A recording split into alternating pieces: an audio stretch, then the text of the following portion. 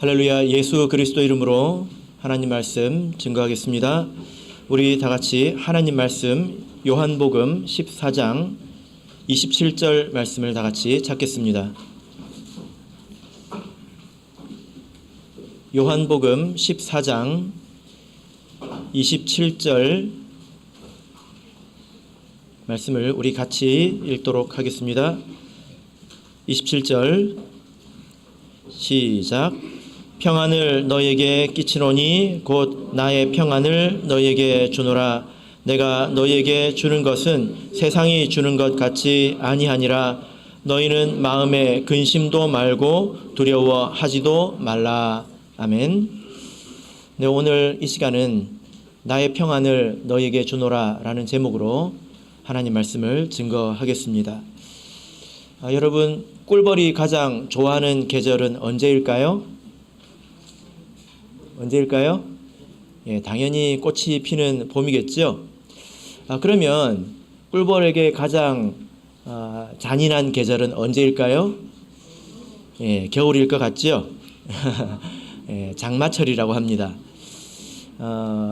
습도도 너무 높고 또 꿀벌에게도 또 병이 있고 그때는 다른 벌레들도 많고 먹이도 부족해서 그 꿀벌들이 엄청나게 스트레스를 받는다고 합니다. 그래서 심지어 자기들끼리 싸워가지고 서로 죽이는 일도 발생하고요. 그래서 때로는 그 벌집 밑에 꿀벌이 수북히 쌓이기도 한다고 그 이야기를 하더라고요. 우리가 살아가면서 내 일에 집중하고 내가 해야 될 일에 그 힘을 쓰다 보면 세상에서 내가 제일 힘든 것 같잖아요. 나밖에 없는 것 같지 않습니까? 그런데 나만 그런 게 아니라는 것입니다.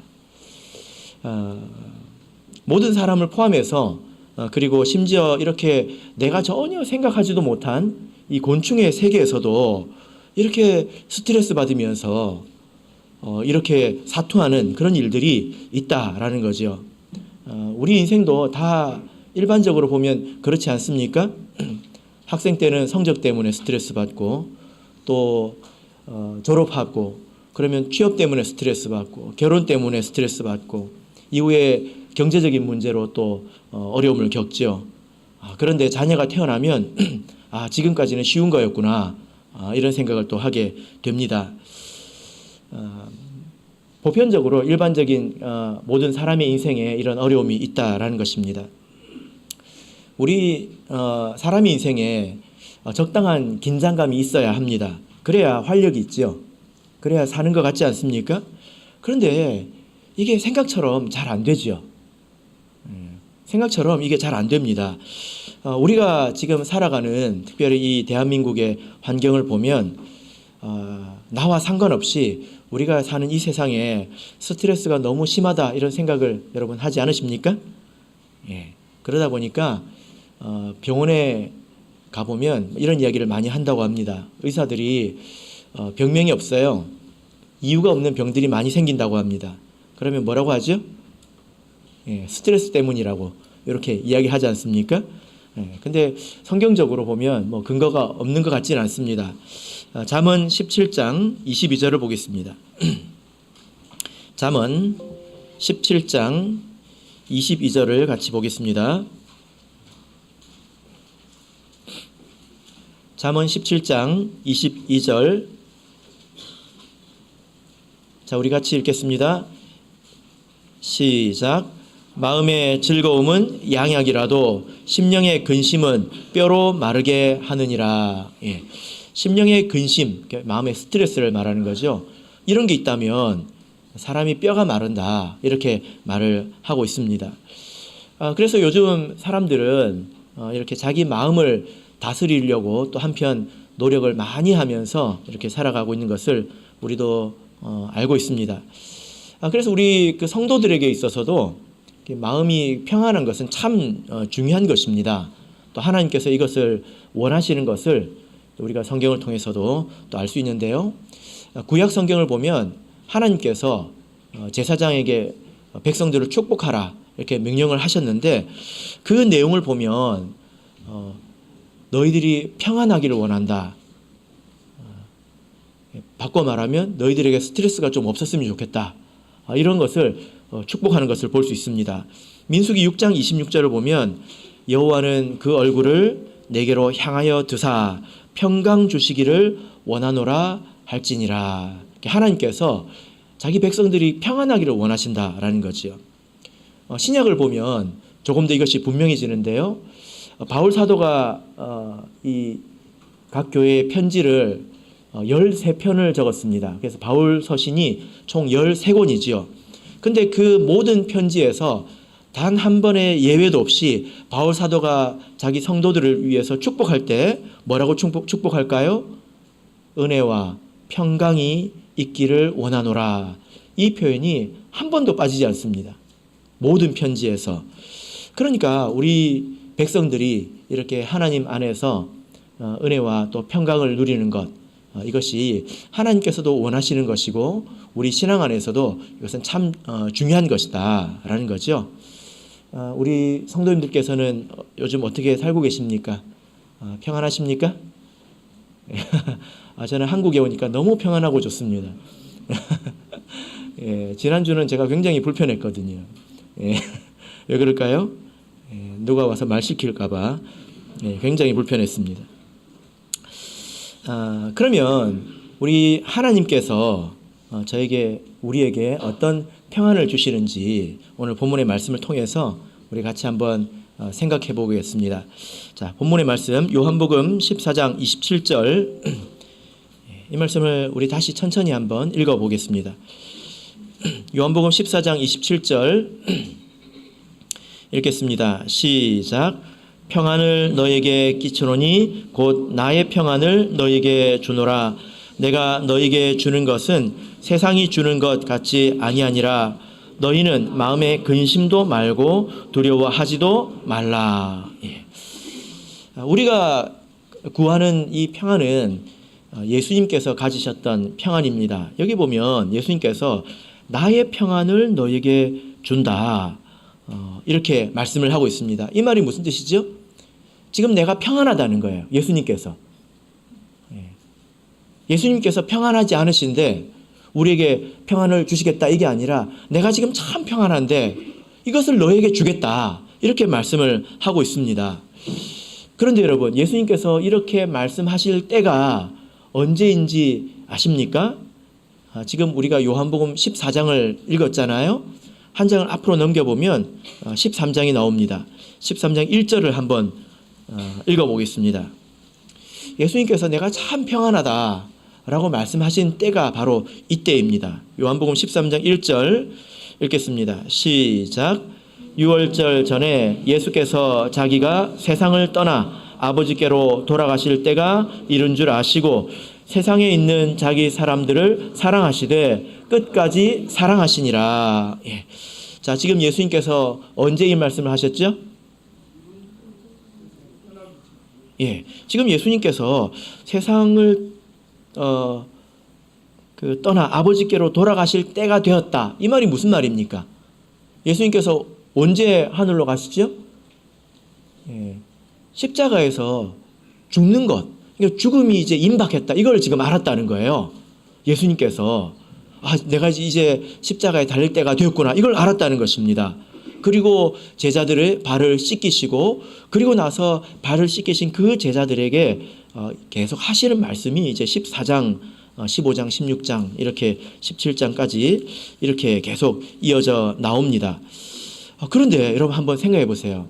예수님의 그 육신적인 입장으로 보자면 지금 큰 환난, 십자가에 못 박히는 큰 환난이 자기에게로 지금 오고 있지 않습니까?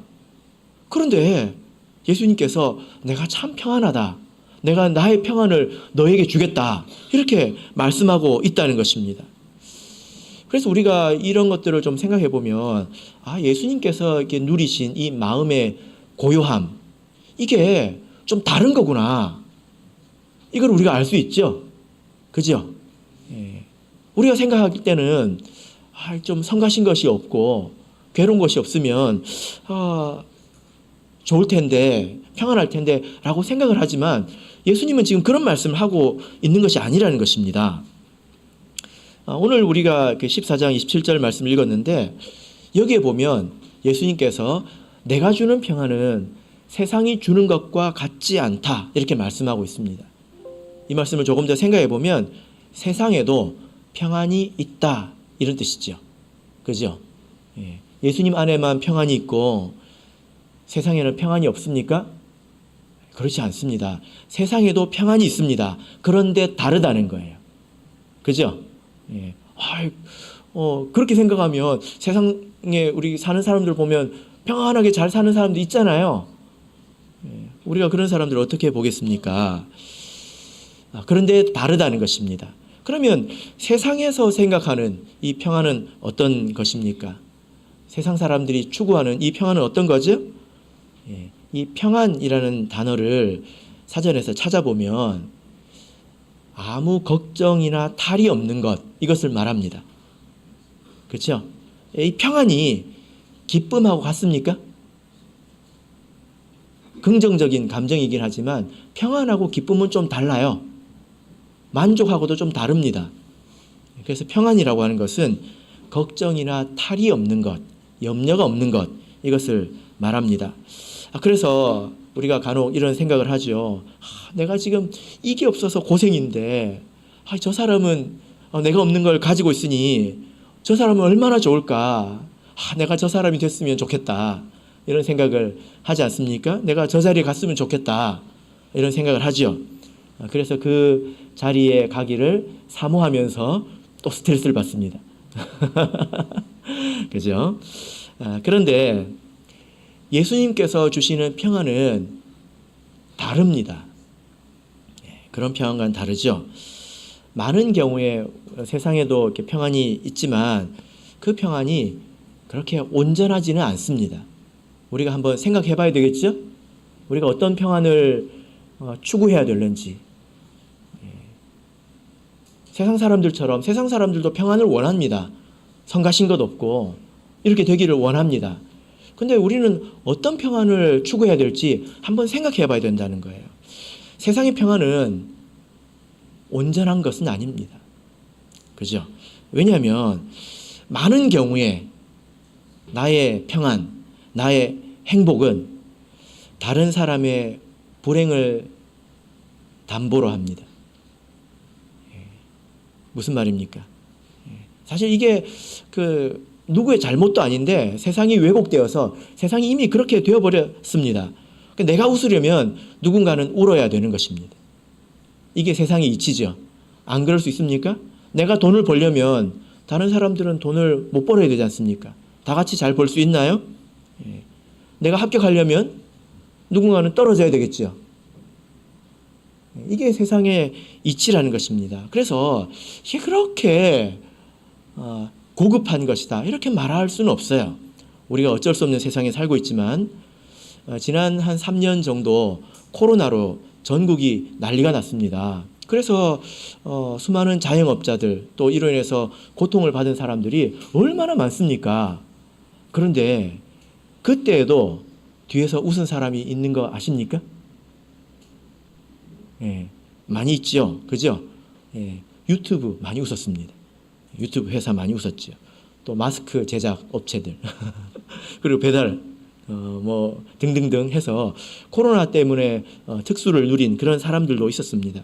그래서 이 세상의 어떤 만족 그리고 그걸로 인해서 나에게 찾아오는 평안 이런 것들이 그렇게 고급한 것은 아닙니다. 그리고 또 한 가지 문제가 있는데 우리가 세상에서 어떤 하나를 얻었다고 해서 평안한 것은 아니죠. 그죠?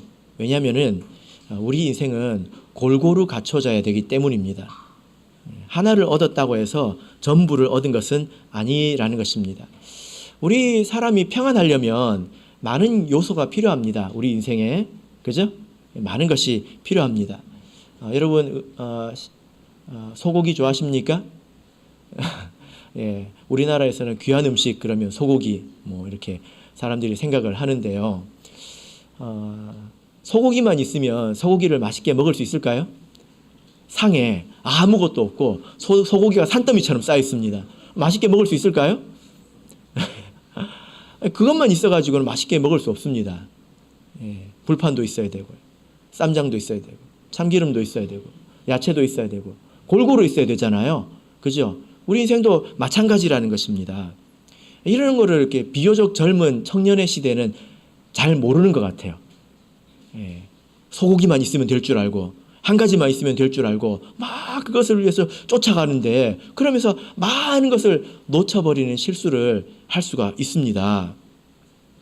그래서 우리가 평안하려면 돈도 있어야 되고요. 건강도 있어야 되고, 그리고 가족이 있어야 합니다. 그리고 지식도 있어야 합니다. 이런 것들이 고루고루 우리에게 있을 때 행복할 수 있죠. 어떤 사람들은 아주 좋은 집에서 살고 싶어 합니다. 제가 그런 집에 가본 적이 있을까요? 예, 있겠지요. 어떤 분이 정말 경치 좋은 곳에서, 그림 같은 곳에서, 누가 봐도 살고 싶은 곳에서 정말 아름다운 집을 짓고 사는 분이 계신데, 제가 그 집을 방문했습니다. 그러면 집이 너무 좋다고 이렇게 말을 해줘야 되잖아요. 정말 좋으니까 그렇게 이야기를 했습니다. 그랬더니 그분이 뭐라고 말씀하시냐면, 나한테는 감옥이요, 그러더라고요. 그분이. 왜 그럴까요? 왜 그럴까요? 그분이 건강이 안 좋거든요. 그러니까 밖으로 다니기가 힘들다는 것입니다. 이것이 참 안타깝지 않습니까? 마치 이 상에 소고기만 잔뜩 쌓여져 있는 것 같지 않습니까? 우리 인생이라는 것이 어떤 하나를 얻었다고 해서 결코 다 얻은 것이 아니라는 것입니다. 골고루 있어야 된다는 거예요. 그죠? 그래서 세상에서 우리가 무엇을 얻었다 한들 그것이 모든 것은 아니라는 것입니다. 그리고 또 한편 이 세상의 평안은 비교적 일시적입니다. 만족은 일시적이죠. 그리고 이 세상의 평안이 기쁨과 함께 있지 못하는 경우가 많습니다. 세상 사람들이 평안하면 곧 이어서 뭐라고 말할까요? 지루하다고 얘기합니다.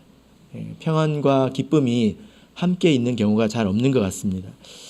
그래서 요즘 사람들을 보면 이 어떤 그 만족 이런 것들을 얻기 위해서 어떤 일을 하냐면 사람들하고 비교합니다. 그게 방식이에요.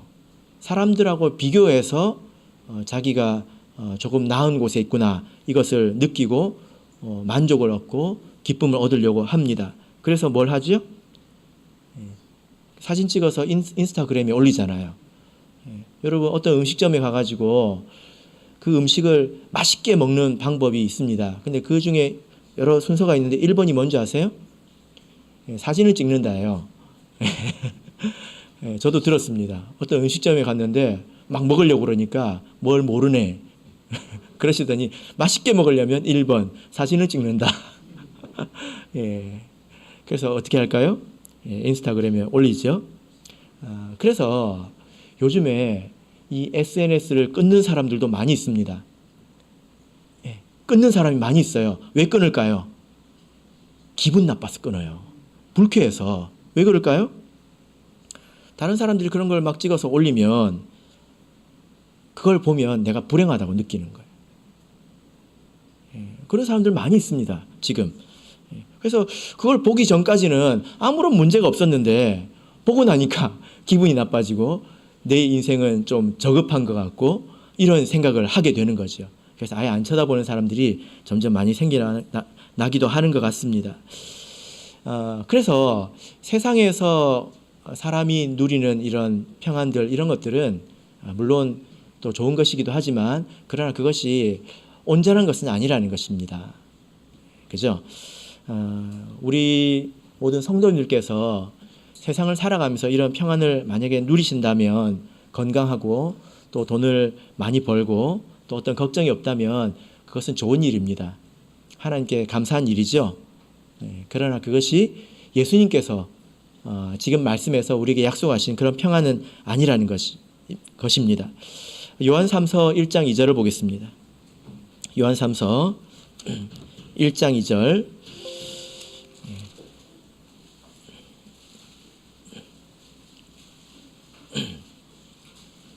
우리가 어떤 극단적인 생각, 또 흑백 논리, 이것을 좀 벗어나야 합니다. 예수님이 주시는 것은 좋은 것이고 세상에서 얻는 것은 그것은 다 더러운 것이다. 이것은 잘못된 생각이죠. 모든 것이 사실은 다 하나님의 은혜입니다. 요한삼서 1장 2절 읽겠습니다. 시작. 사랑하는 자여, 내 영혼이 잘됨 같이 내가 범사에 잘되고 강건하기를 내가 간구하노라. 예. 내 영혼이 잘됨 같이 범사에, 이것은 뭘 말하죠? 세상살이를 말하는 것입니다. 모든 것이 평안하기를 원한다. 강건하고 잘되기를 원한다. 그래서 우리 형제 자매가 잘 되는 사람이 있으면 여러분 기분이 참 좋지 않습니까? 마이크가 지금 들리나요? 예, 갑자기 안 들리는 것 같은데. 예. 안 들립니다. 예.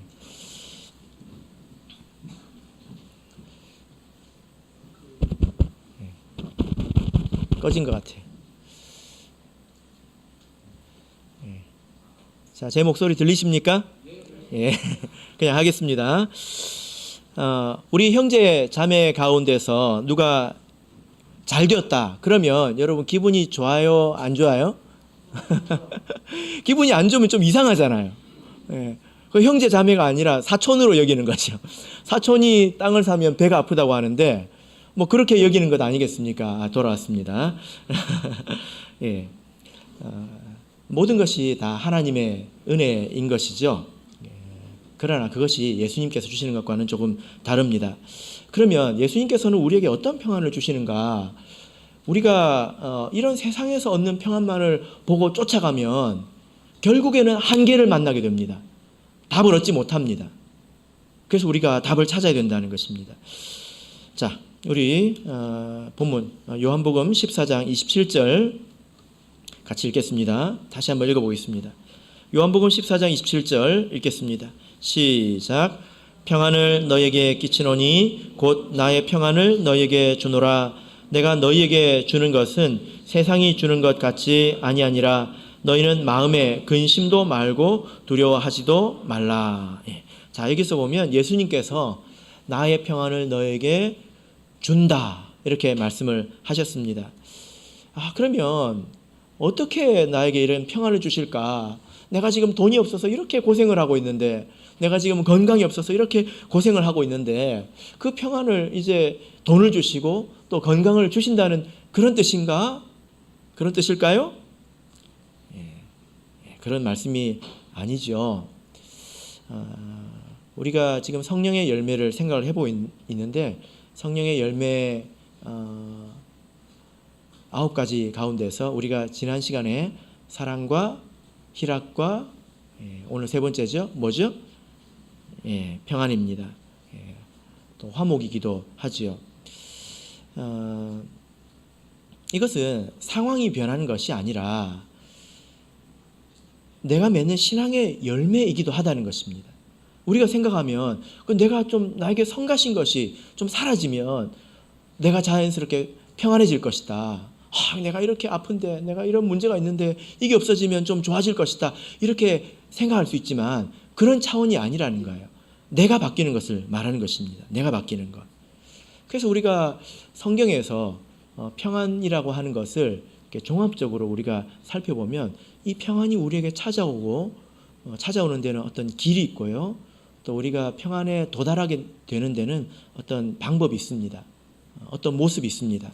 우리가 그것을 단계별로 찾아본다면, 우리가 성경을 통해서 찾아본다면 평안하기 위해서 제일 중요한 것은요, 첫 번째는 하나님과 화목한 것입니다. 하나님과 나 사이에 평안이 있는 게, 이게 가장 중요합니다. 이게 기본이에요. 이것 없이 무엇인가가 나에게, 지금 내가 몸이 아픈데 건강이 오면 그때는 평안해지는 것 같지만 그게 일시적이라는 거예요. 시편 51편 5절을 보겠습니다. 시편 51편 5절. 시편 51편 5절. 자, 우리 같이 읽겠습니다. 시편 51편 5절 읽겠습니다. 시작. 내가 죄악 중에 출생하였으며 모친이 죄 중에 나를 잉태하였나이다. 이 말씀은 우리 모든 사람들이 태어날 때 다 죄 가운데서 태어난다는 것을 말씀해 주고 있습니다. 그래서 어린아이들도 가르치지 않아도 거짓말을 하지요. 어디서 들어본 적이 없는 그런 거짓말도 아이들이 스스로 하는 것을 보면 사람이 죄성을 가지고 태어나는 것이 맞다는 것을 알 수 있습니다. 그리고 그 아이가 자라나면서 자기의 욕심을 따라서 행동을 하게 됩니다. 그래서 사람이 태어나면 죄에 물들어 있고 그래서 하나님과 아주 불편한 관계 속에 있습니다. 그래서 에베소서 2장 3절을 보면 본질상 진노의 자녀였다 이렇게 말씀하고 있습니다.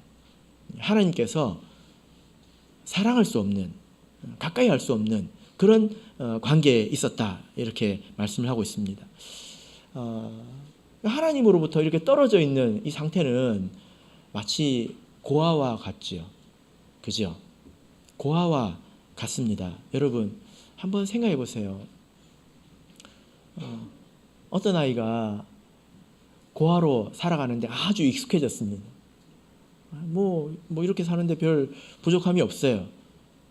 그런데 여러분들이 보시기에는 어떻습니까?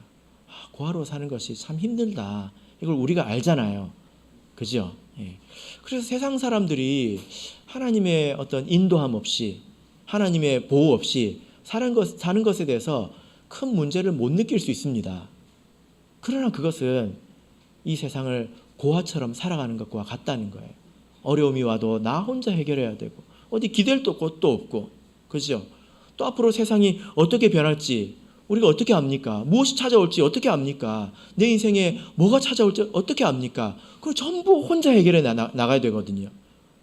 그리고 그렇게 살다가 인생이 끝나면 어떤 사람은 비교적 잘 살기도 하겠고 대부분의 사람들이 고생을 하겠지만 그렇게 살다가 끝나면 무엇이 기다리고 있습니까? 심판이 기다리고 있지 않습니까? 그래서 아무리 돈이 많고 아무리 건강해도 하나님의 자녀가 아니라면 이 세상에서 고아처럼 사는 것과 같다는 것입니다. 하나님과 화평해지는 것이 사실 가장 중요합니다. 이것이 없이는 우리가 화평을 얻을 수가 없습니다. 내 마음의 평안을 얻을 수가 없습니다. 어떤 그 랍비가 이제 유대인의 선생이죠. 그 사람이 어떤 글을 적었는데 그 내용 가운데 이런 내용이 있습니다. 체룸이라는 도시가 있었는데요. 그 도시가 워낙 골짜기에 있어서 진입하는 길이 너무 위험했다고 합니다. 그래서 꼬불꼬불 그 낭떠러지를 이렇게 걸어가야 됐대요. 그러다 보니까 거기서 사람들이 굉장히 많이 다쳤다고 합니다. 그래서 그 체룸이라고 하는 그 도시의 장로들이 이걸 도대체 어떻게 할까 고민을 하다가 모여서 6일 동안 토론을 했대요. 그래가지고 토론을 한 결과 어떻게 결론을 내냐면 그 벼랑 아래다가 병원을 짓기로 했답니다. 그래서 누가 가다가 떼굴떼굴 구르면 병원으로 쏙 들어오고 굉장히 지혜롭죠. 이게 방법이 아니라는 것입니다. 제가 옛날에 결혼을 해서 신혼집을 이렇게 차렸는데 오래된 집이다 보니까 뭐가 이렇게 다 이렇게 오래돼가지고 싱크대 밑에 그 물이 나오는 관이 있잖아요. 거기가 부식이 돼서 팍 터졌습니다. 어떻게 됐을까요? 예, 그 한강까지는 아닌데 낙동강 정도는 된 것 같습니다. 그래서 어떻게 했을까요? 예, 그때 걸레를 가져다가 계속 닦으면 아마 지금까지도 저는 닦고 있어야 됐을 겁니다. 예, 뭐부터 해야 되죠? 잠궈야죠. 잠그는 것부터 해야죠. 우리가 어떤 문제를 해결할 때는 무엇이 근원적인가, 근본적인가 이런 생각을 하면서 해야 합니다. 세상에 낭떠러지 밑에 병원을 만드는 사람이 어디 있겠습니까? 누가 그런 일을 하겠습니까? 사람이 실제 생활 속에서는 그렇게 살아간다는 거예요. 그런 걸 비꼬는 그런 이야기 아니겠습니까? 우리 인생의 가장 근본적인 문제는 죄의 문제입니다. 그러니까 하나님과 관계가 나쁘다는 거예요. 근데 이제 우리는 화목해졌죠? 우리는 이 단계는 넘어섰습니다. 어떻게 우리가 하나님과 화목하게 되었을까요? 예수님께서 화목 제물이 되셨죠. 그래서 십자가에서 피 흘려서 죽으심으로 우리가 예수님께서 설립하신 그 세례를 받아서 이제 하나님과 화목하게 되었습니다. 하나님의 자녀가 되었습니다. 이게 다 아니죠. 자, 우리 고린도 후서를 보겠습니다. 고린도 후서 20장을 보겠습니다. 5장 20절을 보겠습니다. 고린도 후서 5장 20절. 자, 이제 우리는 하나님과 화목한 사람으로서 이제 이 말씀을 생각해 봐야 합니다. 고린도 후서 5장 20절.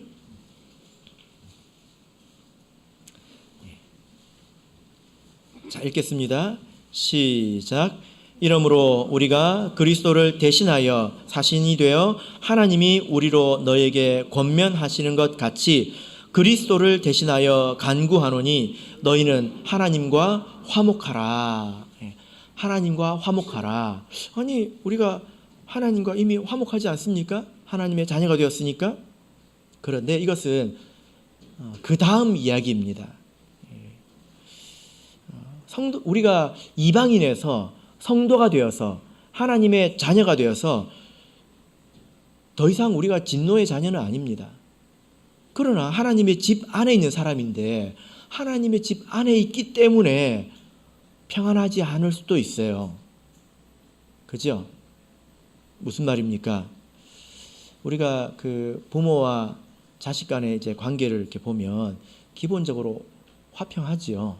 그러니까 집에 와도 문도 열어주고 또 밥도 주고 하지요.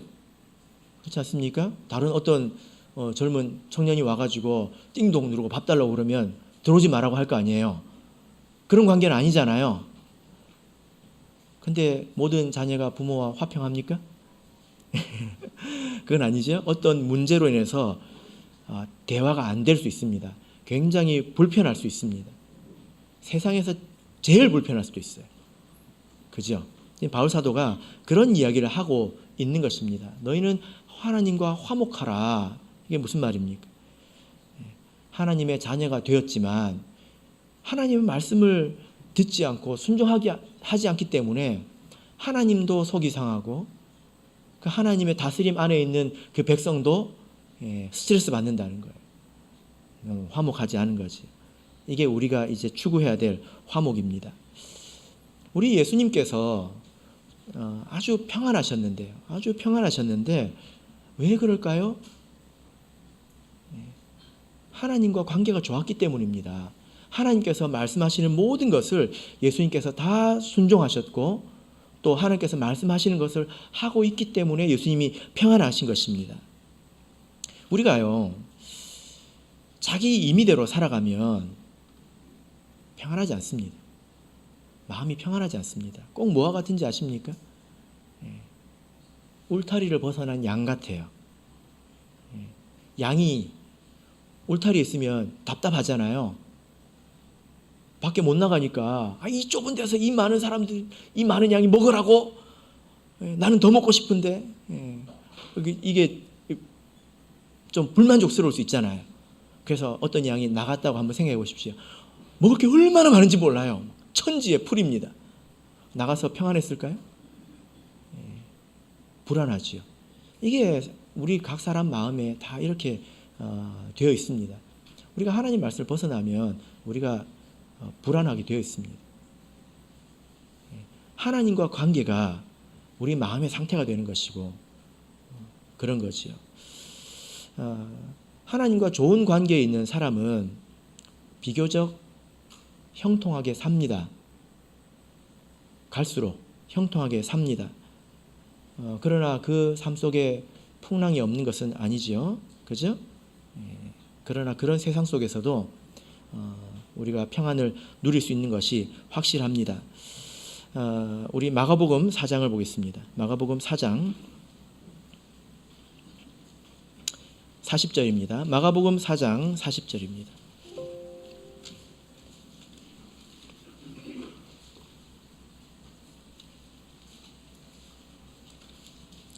마가복음 4장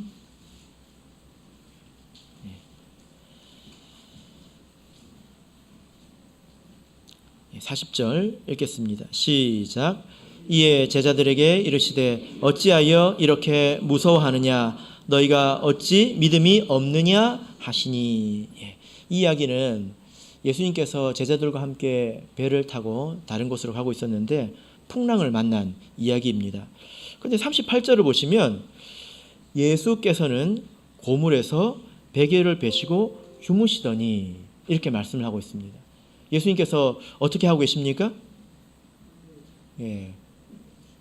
이게 침몰할지도 모르는 그 뱃속에서 주무시고 계시다는 거예요. 예수님이 너무 피곤해가지고 아니면 잠이 많아가지고 주무시는 걸까요?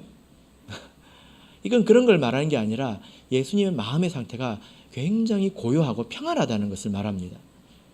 어떤 사람은 정말 푹신한 침대 위에서도 잠을 못 자는데 예수님은요, 흔들리는 뱃속, 침몰에서 빠져서 죽을지도 모르는 그런 배 위에서도 고원하게 주무시고 계신 것을 우리가 볼 수 있습니다.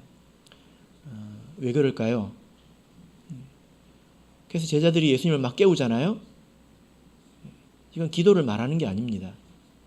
그래서 예수님을 깨워가지고 제자들이 혼났어요. 자는데 깨웠다고. 너희들이 왜 이렇게 믿음이 없느냐 하고 혼났습니다. 이거는 기도해서 칭찬받은 게 아니죠. 그죠? 너희들은 왜 이렇게 불안하냐? 왜 나처럼 평안하지 않느냐? 이것입니다. 왜 예수님은 이렇게 평안하실까요? 하나님 뜻대로 움직이고 있기 때문입니다. 그래서 예수님의 실패는 하나님의 실패가 되기 때문에 그런 일이 있을 수 없기 때문에 예수님께서 이렇게 평안한 것이지요. 예수님이 잘 아시는 것입니다. 그래서 우리 성도가 잠을 잘 자는 것도 참 중요합니다. 시편 127편을 보겠습니다. 시편 127편 2절입니다.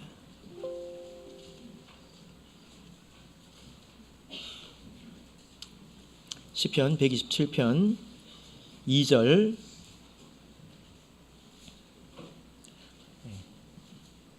자, 같이 읽겠습니다. 시작. 너희가 일찍이 일어나고 늦게 누우며 수고의 떡을 먹음이 헛되도다. 그러므로 여호와께서 그 사랑하시는 자에게 잠을 주시는도다. 여기 보면 사랑하는 자에게 잠을 주신다. 이것은 평안을 말하는 것입니다. 그래서 어떤 목사님이 이런 이야기를 하시더라고요. 누가 예배 시간에 잠을 주무시면 감사하대요. 왜냐하면 정말 마음에 스트레스가 많으면 잠을 못 잘 텐데 평안하니까 잠을 자는 것 아니냐 이렇게 이야기를 하시던데 저는 기도를 좀 더 해봐야 될 것 같습니다. 마음속에 근심이 있으면 이렇게 잠을 잘 못 잡니다. 임의대로 살면 불안합니다. 그래서 성도가 잠에 방해를 받는 경우도 많이 있죠. 그래서 정리를 해보자면 우리가 가장 기본적으로 하나님과 화평해야 합니다. 근데 이것은 예수 그리스도의 피로 되는 것입니다. 하나님의 자녀가 되었다면 하나님과 관계가 좋아야 합니다. 어떻게 해야 관계가 좋습니까? 말을 잘 들어야 합니다. 하나님을 잘 헤아려야 합니다. 그죠? 그렇게 살다 보면 이 출렁이는 세상 속에서도 우리가 평안하다는 거예요. 평안할 수 있다는 것입니다. 예수님처럼 이렇게 출렁이는 뱃속에서도 잠을 잘 수 있다는 것입니다. 제가 이번에 말레이시아를 다녀왔는데요. 어떤 여집사님을 만났습니다. 근데 그분에게 이제 좀 이렇게 몸이 좀 특이 체질인데 보니까 진통제를 먹으면 아주 과민 반응이 일어나서 안 되나 봐요. 이게 쇼크가 오는 것 같습니다. 그런데 이제 코로나에 걸리면 진통제가 필요하잖아요. 뭐 소염제 이런 것도 필요하지 않습니까? 근데 부작용이 있어요. 자녀가 감염이 되었습니다. 그것도 모르고 집에서 며칠을 지냈습니다. 근데 이 자녀가 얼마나 심해졌냐면 죽기 직전까지 갔습니다. 그래서 죽을 거라고 생각을 했대요. 죽을 거라고 생각을 했습니다. 그런데 이 자녀가 하나님의 은혜로 이제 회생을 해서 이번에 제가 만나고 왔는데요. 근데 이 그 집사님한테도 문제가 생겼습니다. 뭐냐면은 이 아들을 그 중환자실에 입원시켜 놓고 집에 왔는데 너무 두려운 거예요. 그 아들이 코로나 걸렸으니까 모든 곳에 바이러스가 묻어 있는 것 같고, 그래서 아들을 병원에 보냈는데도 막 이걸 막 뿌리고 하지 않았겠습니까? 근데 안방을 못 나오는 것입니다. 정말 필요할 때 마스크 끼고 잠시 나오고, 모든 것에 바이러스가 있는 것 같은 그런 이제 불안함, 두려움, 이게 한참 시달렸더라고요. 그래서 기도를 하는데 어느 순간 내가 이런 모습으로 살아간다면 하나님께 영광이 되지 않는다. 기도 가운데서 그런 마음의 움직임이 왔다고 합니다. 그래가지고 어떻게 했을까요? 성도가 그렇게 막 불안해가지고 살아가는 것이 하나님께서 기뻐하실까요? 바이러스는 우리 눈에 안 보이는 거잖아요. 이 말은 우리가 그냥 아무 대책 없이 막 살자는 게 아닙니다. 어떤 부분은 우리가 도저히 할 수 없는 부분도 있다는 거지 않습니까? 우리가 어떻게 모든 것을 컨트롤하면서 살아갈 수 있습니까? 그죠? 그런 가운데서 왜 너는 그렇게 사느냐? 그런 모습이 하나님께 영광이 되지 않는다. 그분이 마스크를 집에서 벗었대. 이게 이제 첫 걸음이었습니다. 그런데 너무 마음이 평안하더라는 것입니다. 그리고 지금까지 아직 코로나에 감염되지 않았습니다. 우리 성도가 마치 이와 같다는 것입니다. 나는 진통제도 잘 먹고 소염제도 아무 문제가 없다. 하지만 각 사람에게 여러 가지 문제가 있을 수 있잖아요. 여러분들만의 약점이 있을 수 있지 않습니까? 그런 가운데서 우리는 어떻게 평안을 얻고 살아갈까? 우리가 하나님 뜻 안에서 걸어가면 걱정이 없습니다. 그런 사람들이 결국 사람들 사이에도 관계가 좋아요. 사람들 사이에도 평안합니다. 그죠? 어떤 사람이 오늘 그 회사에 합격을 했습니다. 다른 사람한테 짜증 낼까요? 자기 마음이 평안하고 너그러우면 다른 사람에게도 평안하고 너그럽게 대하는 법 아니겠습니까? 그죠? 우리가 서로 이렇게 까칠하고 또 날카롭다면 사실 자기 마음이 평안하지 않다는 것입니다. 이 평안에는 순서가 있고 단계가 있는 것입니다. 세상에 아무리 요동쳐도 예수님께서 주시는 이런 평안이 있다는 거예요. 그래서 한번 생각해 보십시오. 예수님께서 십자가의 죽음을 앞두고도 마음이 요동치지 않았습니다. 이것은 어떤 조건과 상관이 없는 것입니다. 여러분, 우리 인생은 참으로 이렇게 다채롭습니다. 제가 지금 이제 40대가 되었는데 생각해 보니까 20대가 제일 힘든 줄 알았는데 30대가 되니까 또 다른 문제가 있고 40대가 되니까 또 다른 문제가 있더라고요. 50대에도 있겠죠? 있겠죠? 60대에도 있겠죠? 그죠? 아마 그런 문제들이 다 있을 것입니다. 그러나 우리는 이렇게 예수님에게서 평안을 배워서 이것을 믿음으로 얻어야 합니다. 그러면 항상 평안하게 두 다리 뻗고 잠 잘 잘 수 있습니다. 우리 마지막으로 빌립보서 4장을 읽고 마치겠습니다. 빌립보서 4장 6절 7절 읽겠습니다. 빌립보서 4장 6절 7절 오늘 우리에게 주시는 말씀으로 생각을 하고 읽고 마치겠습니다. 다 같이 읽겠습니다. 시작. 아무것도 염려하지 말고 오직 모든 일에 기도와 간구로 너희 구할 것을 감사함으로 하나님께 아뢰라. 그리하면 모든 지각에 뛰어난 하나님의 평강이 그리스도 예수 안에서 너희 마음과 생각을 지키시리라. 아멘. 우리 다 같이 찬송하겠습니다. 찬송가 474장 다 같이 일어나셔서 찬송하겠습니다.